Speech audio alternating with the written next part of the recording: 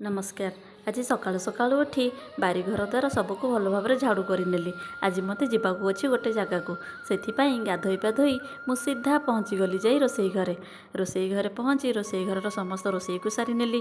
तापर रोसई घर छोट मोट कम को करनेली। बासन कुसन को सजड़ा सजड़ी कर रखिनेली। जुआड़े जावाक अच्छी रोसई घर कम तो सारिकी जावाक पड़ो ना।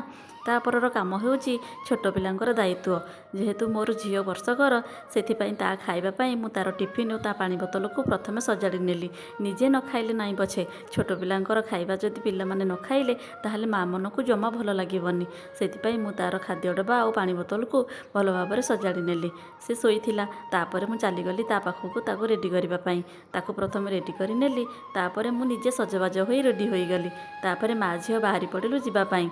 आमे एका नुहे आम सहित मो मामा भी जाउछंती। हेले बाहर पहुँचला बेलू एते जोरे वर्षा हेउथिला जे गाड़ी जाए भी जाई हेउनथिला। सेथिपाई बाबा छता साहाଯ୍ୟରେ आम मानकु नै गाड़ी रे पहुँचई देथिले। तापरे आमे समस्ते जाई गाड़ी रे बसी पड़िथिलु। तापरे बाहरर दृश्य तो एते सुंदर लागुथिला जे देखिले ही खुशी लागुथिला।